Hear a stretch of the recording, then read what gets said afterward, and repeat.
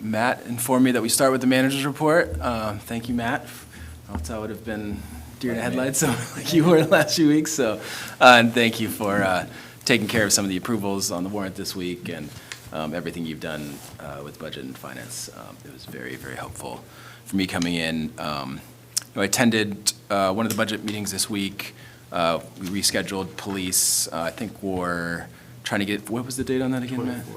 The 24th. I don't know if that works for you all. We'll do another maybe circle up early next week to finalize that with council.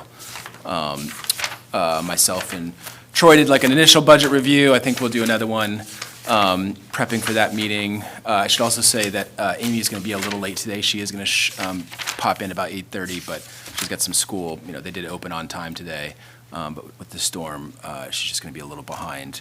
We also, a highlight for next week's final school budget meeting. We need to be pretty close to final on that just because of the election and sort of the need to certify by next council meeting on the 15th, so that we don't have to do a separate election cycle on that. I've also talked a bit to the team on just the budget binders. We've reached kind of that 12th tab. We're gonna, when Ann's back next week, we're gonna take a relook at those, make sure we're kind of reorganizing that, getting everybody's paperwork in order so that hopefully for the next school one, we'll have space for all the new budget items that are in there. And just, a little bit of a refresh on the labeling and other things. That's it for the budget side of things. In the budget process, a few other sort of budgetary issues I wanted to notify council on and potentially grab some input. First is the sort of beautification efforts for downtown, which I know was discussed at a previous meeting on the current vendor that we have, and a lack of satisfaction was sort of the last process. Myself, Matt, Jim, I've had a couple meetings on this. And, there's a little bit of confusion of what was originally in the RFP and what was scoped. I think the vendor thought that 50,000 mark, which was sort of what was budgeted, was over a 3-year period of time, and that, those areas would be sort of improved over that 3-year period. We've since Jim's had some meetings with him. I'm going to have another meeting with that vendor. They're still interested in the contract. We have about just enough time to send a cancellation for 30 days and then re-RFP it. But we'd be really close on, that kind of June 1st when we'd want to see things planted. So my current recommendation is we're just going to be a little closer with the vendor this time around on what gets done, what gets improved. I have a background in gardening. My grandmother started me off when I was very young, so a little bit of a side passion project. While we'll probably be in the same category of that, $10,000 to $15,000 for that piece, that I think Jim has a separate budget for $6,500, was it? He was budgeting, no, it's 2,000 for like extra plants. 2,000 for extra plants. We might try and increase that for next year up to 6,500, just in case we have to go. Well, where the rush to the 6,500 comes from is he had budgeted as if he was going to put the contract back after RFP. Gotcha. So we could take some of that money and create the 6,500. Okay. Yeah, I think that, in case, and I think I also want to touch base with the Arbor Committee and our, I think there's another committee on this, or the Garden Club, sorry. Some of those groups on just what their expectations are, get a little bit of a better handle on the plan. We will save some money this year on that. There's also, Jana is looking into some grant funding for hangar boxes on Main and High, which are sort of in development.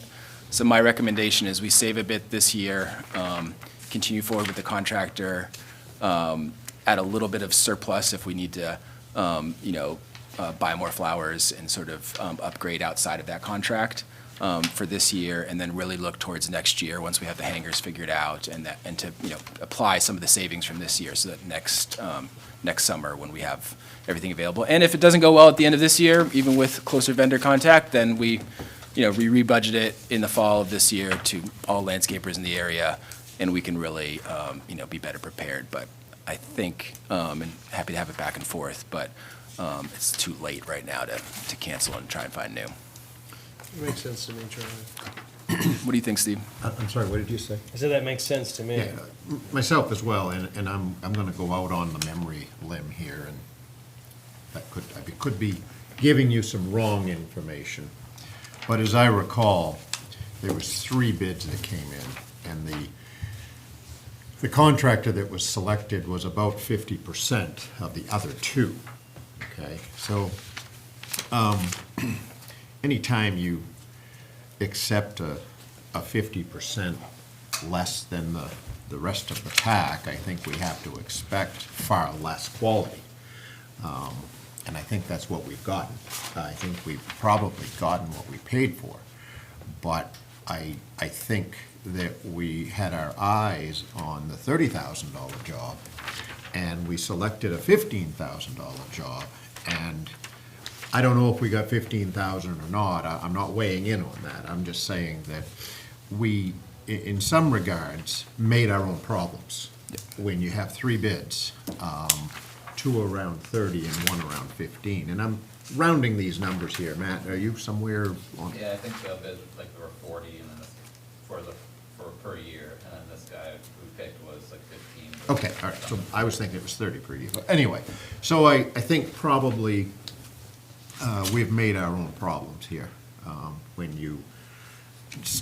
We probably, in hindsight, should have looked at a clear understanding before we accepted this price. And so maybe we've gotten what we paid for.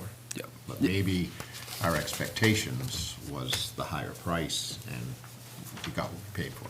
And I don't know. I just think that lesson should be learned, that when someone is that far off in the pack, maybe there should be some due diligence there. Yeah, totally agree. And I think the good news is there might be some cost savings here, so that could maybe Right. applying, you know, I'd also, and I think the incentives with this sort of reset with the vendor on expectations both on our end and their end on what will be done. And I'll also gather, like I said, with the Garden Club and others, just so, hey, this is where we're at, this is where we're going, and, you know, can get their input, just so it's not as sort of opaque, I think, this time around on how this gets done, and, you know, because I do believe that that's a pretty vital part of what we do here, as well. That's our, Just second Patrick's thought, I would agree that, hey, we need to make this the best we can for this season, and let's focus on the next season. It seems like everything in '24, we're having to improvise to get through. Yep.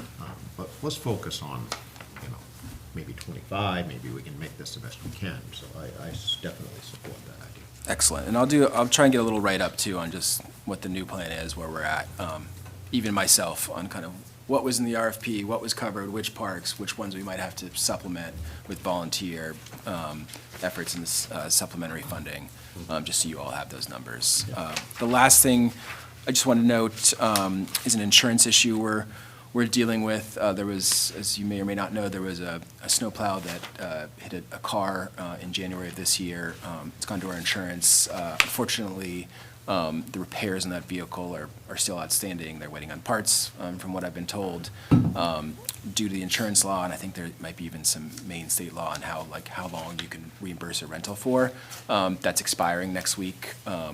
The person who unfortunately had this happen to them, I think, is really actually kind of hoping that there could be a new car that the city would cover, or that insurance would cover, because it was just a few months old when this got hit. You know, we've talked to our insurers, that does not seem to be a possibility, but we're following up with insurance. The only other kind of thing we could go maybe above and beyond here is to offer another month of rental at the city's cost, obviously ensuring that there's no liability. I'm not quite sure that the constituent would necessarily accept that, but I also, you know, I think would need to talk to legal counsel, and if we're not creating liability by doing that. It's unfortunate, I feel, but that's also kind of why we have insurance, just like a private individual. I think it would set a bad precedent if we necessarily bought a new car here, so. So that is it on that, but I'll keep you updated on resolution there. And that is it for me. How was your first week? great.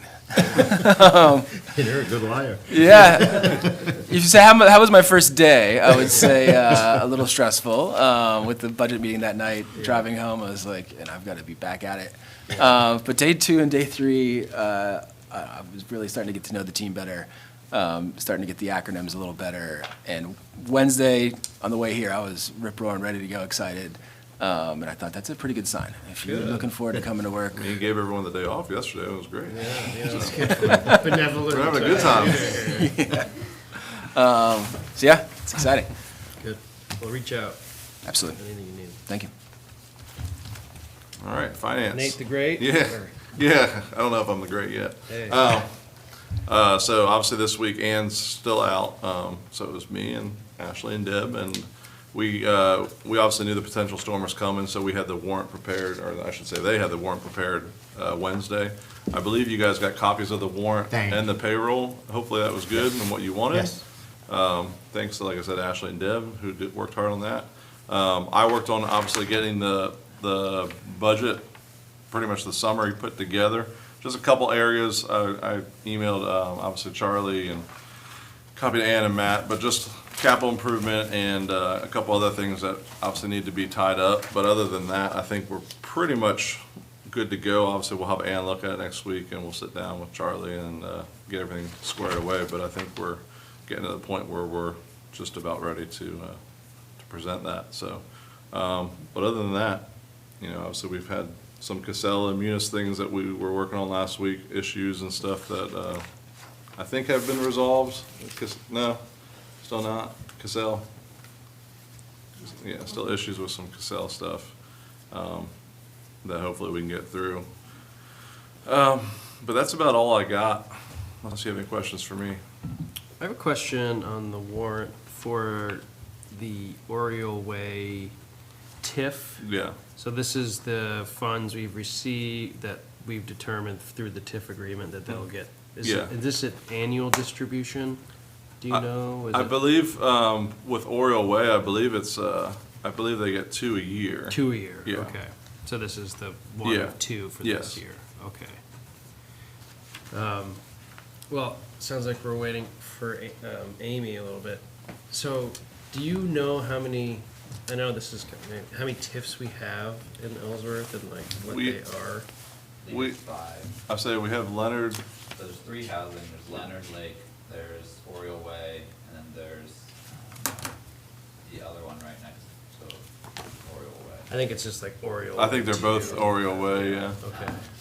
And then we have the Commerce Park, we have the. And the Beckwith- Commerce Park is what?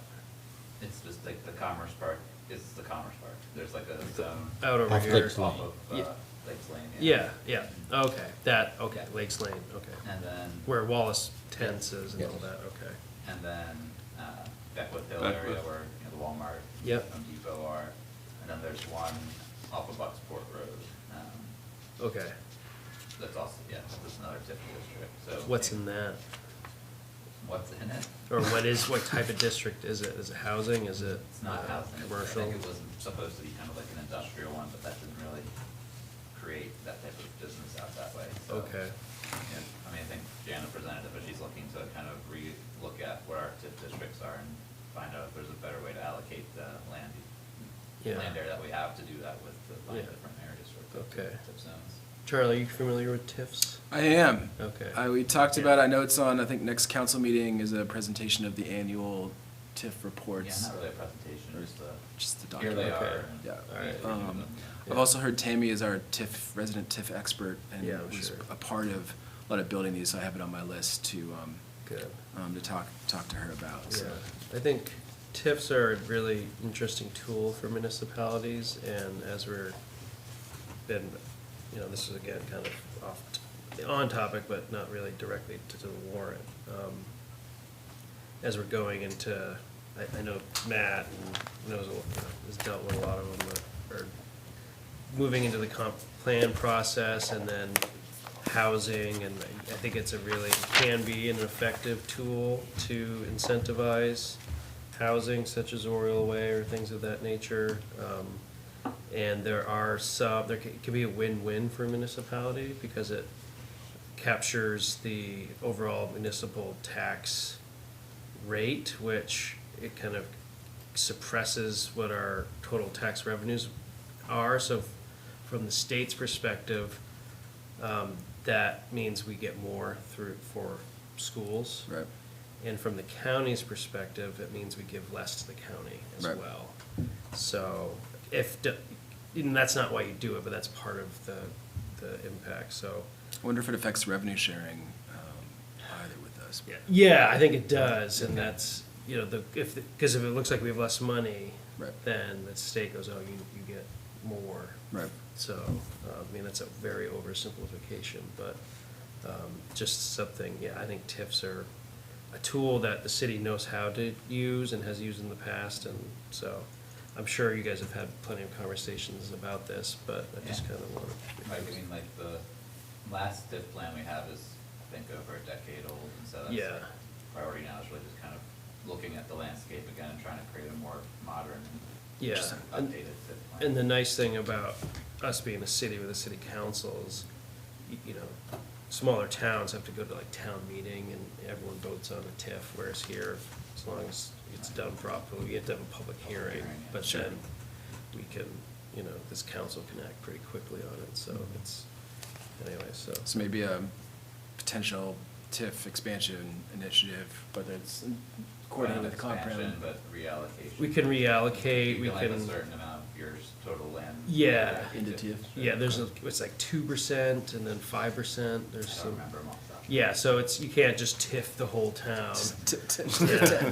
Welcome, that's a new slogan. Yeah, for you. TIF the town. Welcome to TIF Town. Yeah, TIF town. So, but yeah, looking at it, like if something isn't really working, then where can we reallocate that, Or that we maybe wanted to incentivize development in that particular area at one point, but now we don't, we wanna move it to somewhere else. Right, Yeah. so just maybe a reanalysis of where our TIF's at. Is this Yeah. are this the best? Are we maximizing that piece? Right. Yeah. So anyways. I'm that excited was- for that. That was I saw the Oriole Way permit and got me thinking about TIFs, which. I did also talk to Larry, our assessor, yesterday about TIFs, who is Matt. Yeah. He says he's loved to say he knows just enough to be dangerous. Yeah. Which I feel like is also where I'm at right now. So we'll try and get a little more update on that and Yeah. get a report back. Maybe for a future finance meeting we can. Yeah, that works fine. Well, while we're on that tip, this is a bit more of a digression, but it's all finance. Tit for tat. Sorry. Two things. Is this the same exact warrant that we received by email? It is, okay, thank you. There are impact fees in the Myrick Street area that I don't fully understand. And I understand the theory was to get back what the city invested on that Myrick Street was to charge an impact fee for any development there. And again, this is financial, but it is a little bit off. I just want to throw this out that hasn't worked. You've got vacant fields there.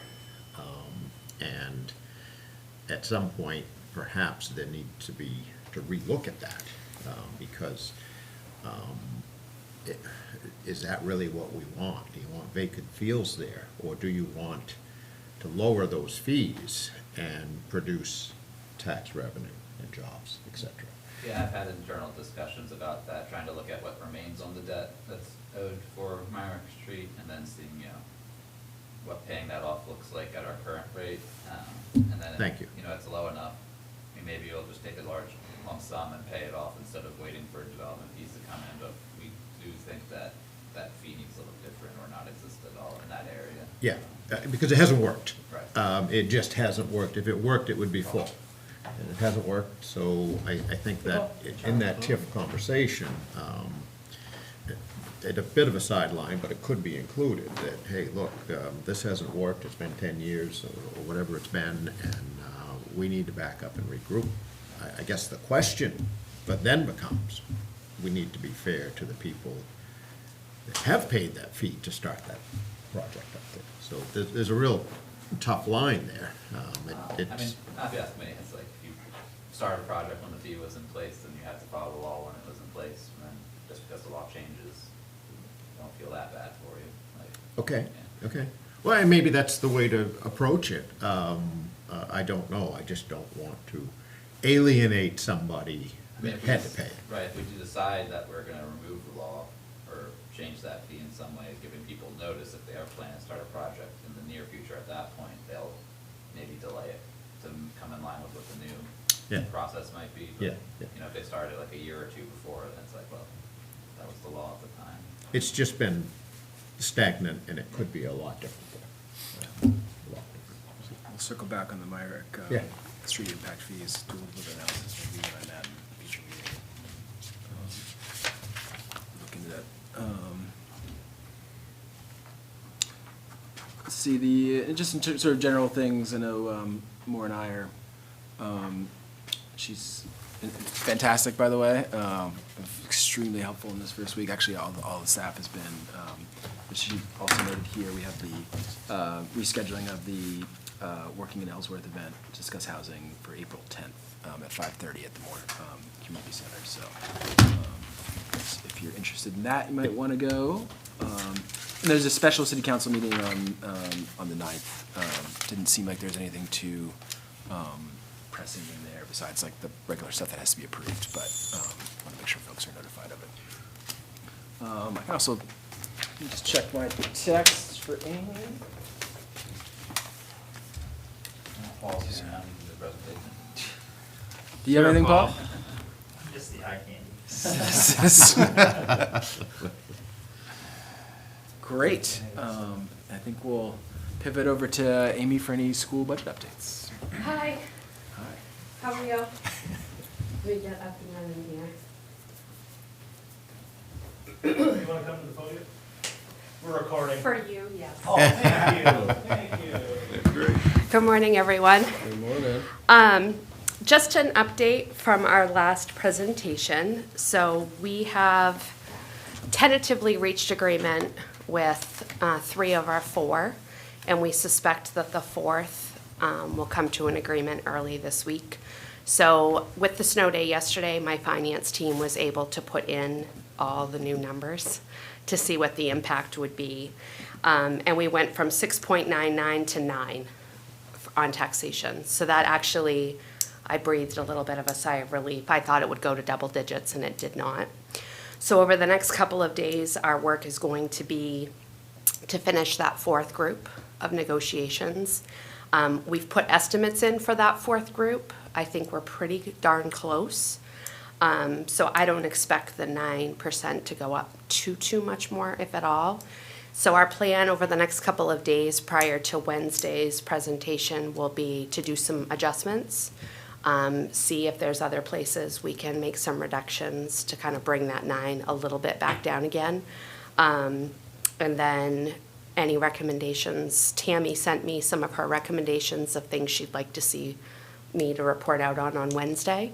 So I have that list from her of further information she would like to have for Wednesday's meeting. So I'll make sure I have that done, and then any other feedback that counselors have, we'll make adjustments prior to then. But certainly, with all the negotiations we've done, last year we were at 16.25 for an increase to our budget. We're going in the right direction, getting it further, considering everything that we've been dealing with to try to make adjustments over the last few years. So I feel pretty good about that. For the record, could you tell us what 9% is in dollars? Roughly? Yes, 1.2 of a difference. Oh, thank you. So in 23-24, we were at 13, for grand total local appropriation, we were at 13,469, and with this one, we're at 14,681, which is a $1.2 million at 9%. Thank you. Yeah, I think that you're clears welcome. that up. And I talked to Larry yesterday, we're gonna try and get those calculations for, once they're final, a little closer. Yeah. Like what that means to your average taxpayer too, so not just, hey, here's what you're at, That's what the, you know, impact to an average taxpayer would be. Yeah. I might actually try and figure out more medians too, because, so you have those, but I think it's important to just know this is what that impact would be. Just to speak to that a little further, last year, we sent a pretty rude increase Yep. to Mr. and Mrs. Ellsworth. And I mentioned at the time that perhaps we held the line over here so long that it had to go over here, and it was a pretty rude increase. And so I don't know what the right number was, but having the big jump in one year was a tough pill for Mr. and Mrs. Ellsworth to swallow. So I think the more polite we can be Yeah. in this in this tax year, I think that's a very important thing that the city do, because 17 and 18% increase to all the taxpayers last year was too big of a jump. And again, maybe we didn't have a big enough jump in the previous years, maybe we held the line. I don't know what the right number is, but I know Right. 17 and 18% created a lot of grief for a lot of people. Yeah. So if we could be conscious of that. Oh, yeah. To make sure we're not handing out another whopping increase. It's a tough balance to follow, because as you sit through the budget process, you look at every budget, and every budget has to go up a little bit, and it looks reasonable, but you put them all together, and even individual reasonable-looking increases creates a lot of increase on the tax bill. So there's got to be some sort of a balance there, because, you look, and say, well, okay, it's up this much. Well, it doesn't seem too bad in these times, but you put that all together, and Mr. and Mrs. Ellsworth, they need a fair tax bill. That's my point.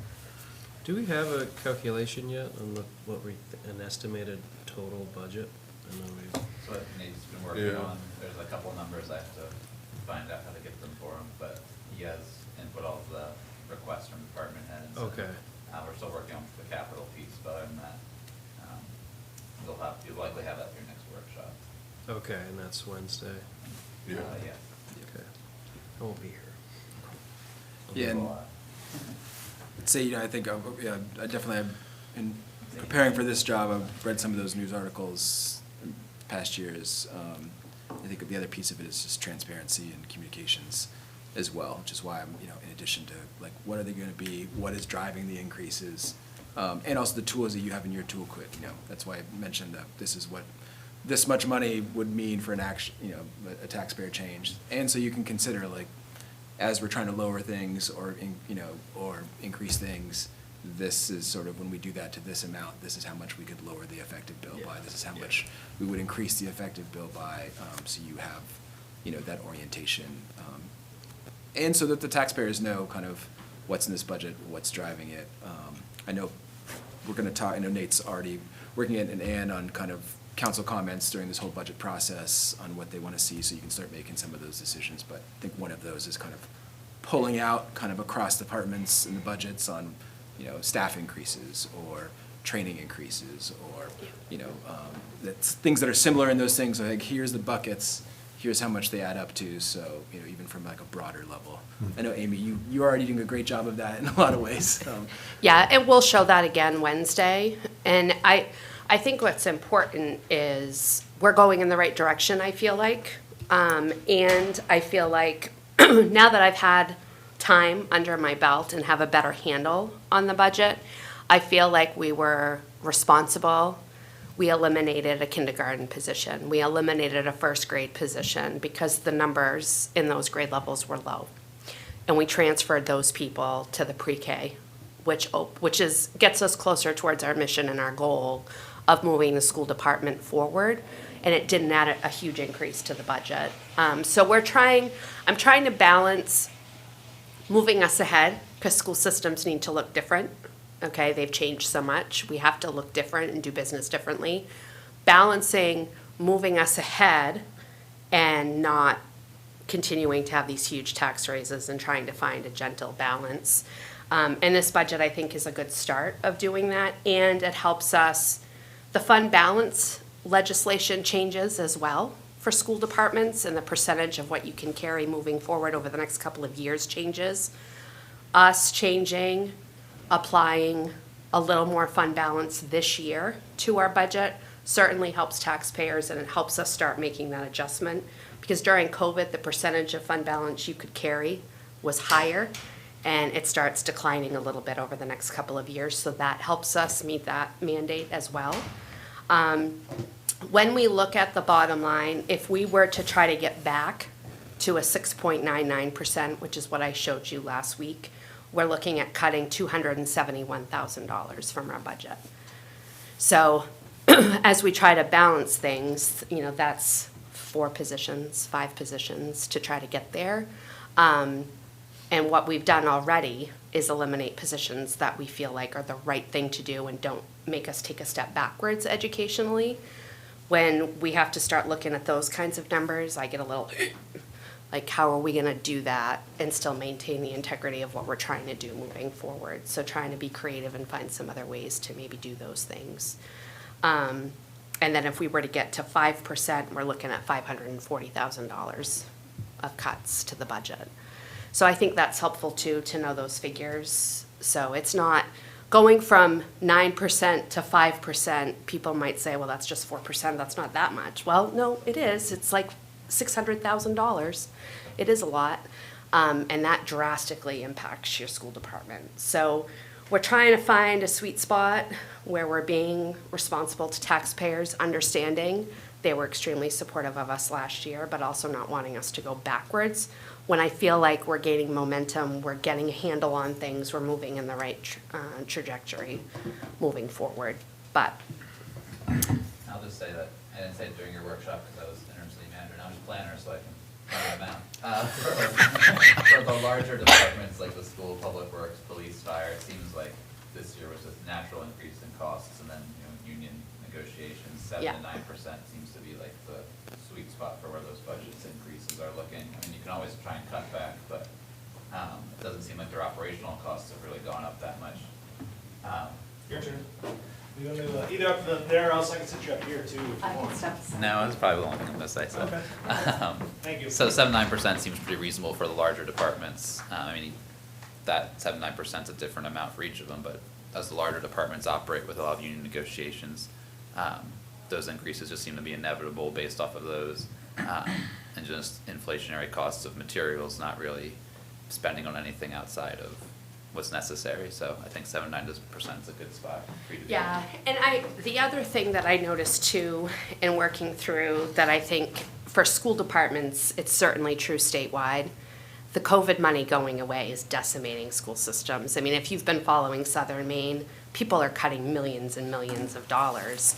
And what's gonna be interesting to see is all these school departments have had these additional staff members and resources, and when you take them all away, how does that set you back as a school system?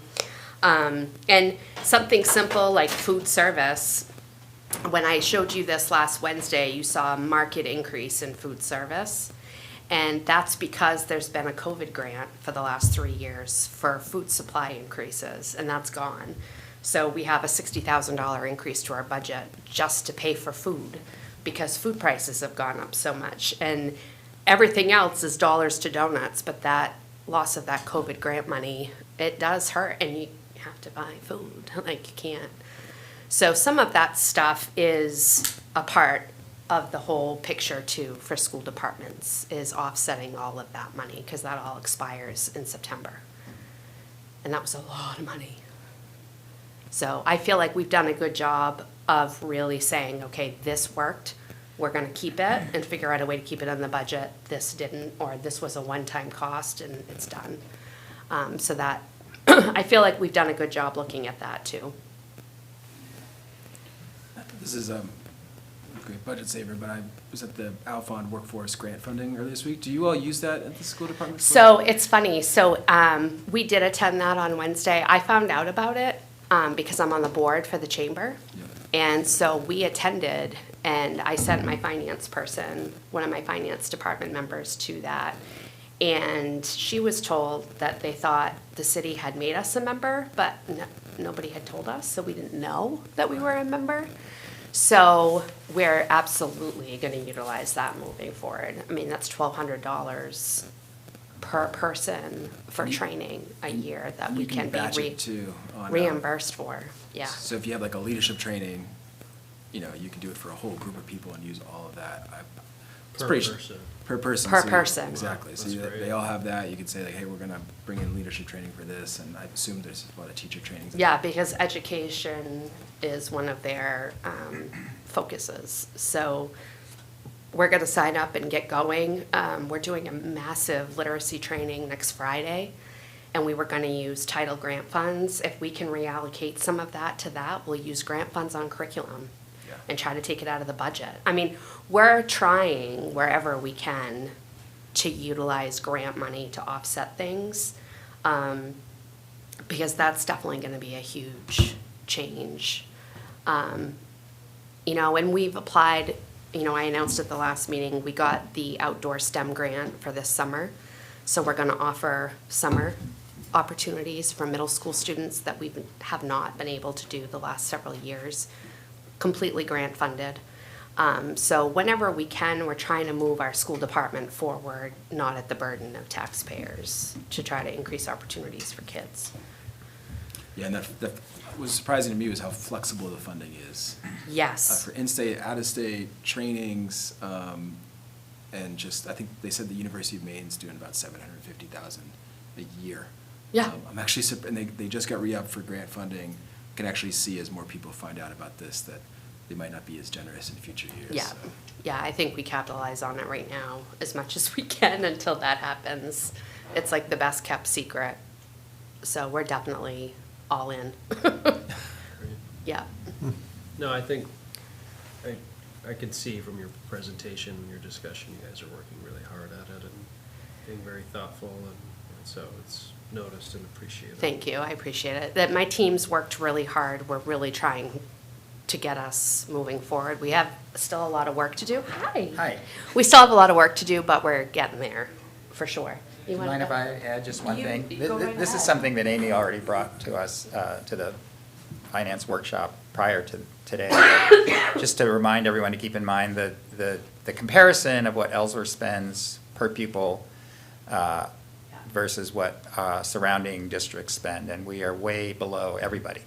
Bucksport, RSU 24, MDI, Deer Isle, Blue Hill. So this budget, the other thing that we're accomplishing in this budget is perhaps ratcheting us up a littleit. And we're not going to catch up with any of them, but we can maybe close the gap slightly.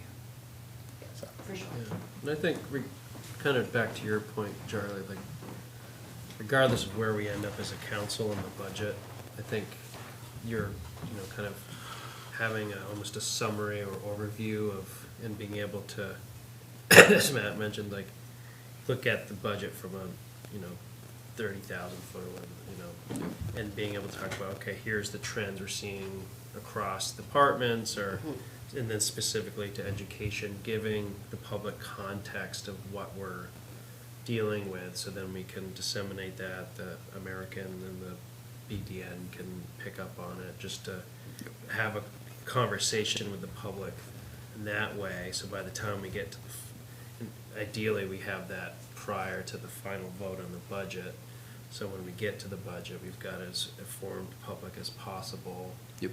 You know, and I like the idea of them knowing, like, this would look like, you know, your mill rate going up, whatever. And then just having that, you know, discourse, so by the time we get there, we can at least, that transparency is, I Yeah. think, critical to get buy-in, you know, literally, but also kind of, you know, from the community's perspective to whatever we're, you know, the budget's not going down, we know that, so it's going up. And then, but, you know, people at least understanding, so they can, you know, we're not in here just, you know, this is a thoughtful process, people are working hard at it, and just finding a way to convey that to the public, I think would be real critical. Yeah, and I think some of this stuff, that I think great things you did, Amy, about the narrative of it, the things you mentioned here, that I think it was 15,000 per pupil, and Paul, as you were saying, and I was actually, got a friend who's considering sending their daughter to Ellsworth because of their great drama program, and you guys are already doing some amazing things, Yeah. with some fairly limited resources, but also establishing some of those narratives of, things discussed here. Other areas are about the same, the union negotiations, what's driving these increases. So people have a lot of info there, and maybe like a master narrative, or a memo from myself and finance on kind of top of the budget, so you can get there. I think that'd be great. To further that view a little bit, this is my third year on the council, and until Amy arrived, there was very little collaboration and communication from the previous superintendents. And you opened the book and started showing and talking and being transparent, and I think that's huge, because we didn't have that before. There was kind of like a closed group there, and it wasn't, and you brought that to the front, and you've opened up and said, hey, this is what we're doing, this is why it's costing, this is where we're at. And I think that's been really enlightening for the council and the citizens in Ellsworth. Yeah. That, this is headed in a really nice spot. And I mentioned during your budget presentation that I thought it was a polite budget. And I'm as cheap as they come. But I thought it was. Frugal, frugal. I was gonna say, Just say it like it is. But seriously, you Yeah. brought transparency so that we can see where the money is, what it's doing, and all of that, and to take your information and echo it with finance and city manager. It's some sweet things coming ahead.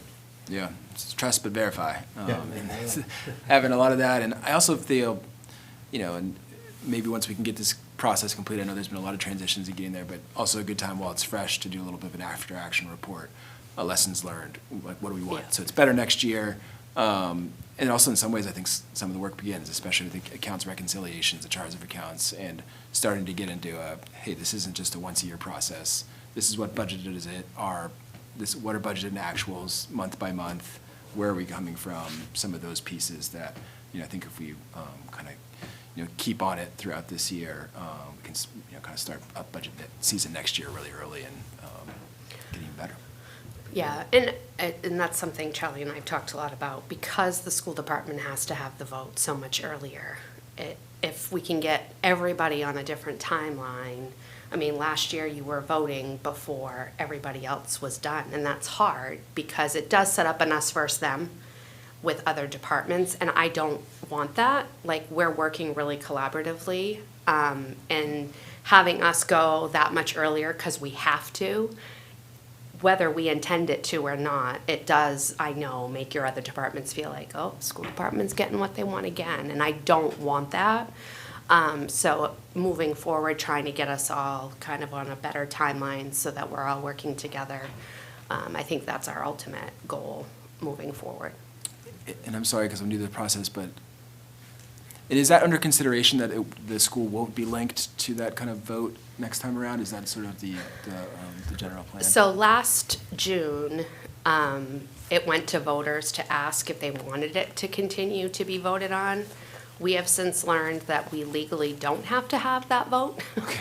It could end with the city council, but because we asked the voters their opinion, we feel we should honor that. Yep. So I think this year and next year, it would have to go to the vote, and then we could transition out of it. Gotcha. Yes, I have maintained since yes. day one that the whole budget go out to vote. Or but not. None of it go out to vote. This making the school go out to vote, which was legally responsible at one time, and Yes. that's retracted now. So it's kind of an unbalanced thing. If you're gonna put it out to vote, the whole budget should go out to vote, or none of it go out to vote. I agree. One of the two. Yeah. Having half of the budget ratified by the public and not the other doesn't add up in my book. Well, it certainly lends itself to the us versus them. I mean, other departments feel like we go so early that it kind of stymies what everybody else can do. And school employees feel like they have to go under an extra layer of scrutiny that nobody else has to. It's just not good for anybody. Put that on your list, Charlie. On the list. 2 years from now. We'll get there. Favorite kind of list. Long-term list. We'll get there. Is there anything specific? I have Tammy's list of what she would like to see included in the budget presentation Wednesday. I feel like I have a good handle on the types of information I should show, the narrative that we'll tell. We are going to work the next several days to try to bring the 9 down a little bit. Is there anything else you gentlemen can think of that you'd like to see for Wednesday night? So the timeline is I do another presentation Wednesday night. The school board is voting on the budget Thursday night. And then Monday night, you would officially vote. So, just personally, because I'll be away Wednesday through Sunday, if you could email Yes. the materials so I can review them prior Yes. to Monday. That 100%. And if after Wednesday night, and I said this last week and I will say it again Wednesday night, if people aren't comfortable with the numbers, they've got to tell me, because I will have literally 4 or 5 hours during the day Thursday to make adjustments before the school board votes. And so if that budget doesn't pass on April 15th with you folks, we're already, boom, we have to do a special election. So it's going to be really important that the council is super transparent and honest with me. If they're not comfortable with anything I present Wednesday night, speak now and say so that I can make adjustments before the board votes Thursday night. Yeah. And I can't obviously speak for the rest of the council, but what I'm hearing and how you've been kind of keeping us updated along, I think we're on a good Yeah, okay. trajectory here, and even the cheapskate over here seems to Well, and Frugal. for clarity and transparency, my wife works for the school department, and I will not vote, I will abstain from that, because I don't want to vote for anything to do with dollars somewhere down in the weeds. There's dollars coming into my household from that budget. So I will abstain from that vote, but I've been blessed to be able to be part and listen and all of that. Now, I did vote for the school, Avery Lane.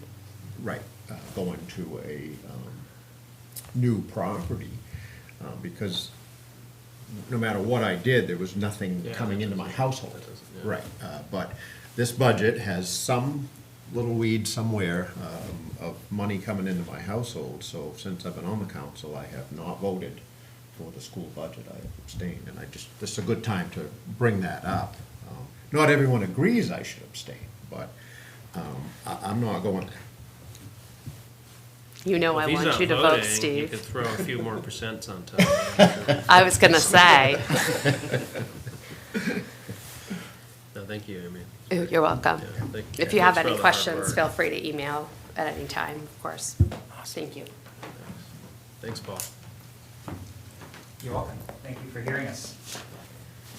I think that's it. Nate, That's, did everything I could.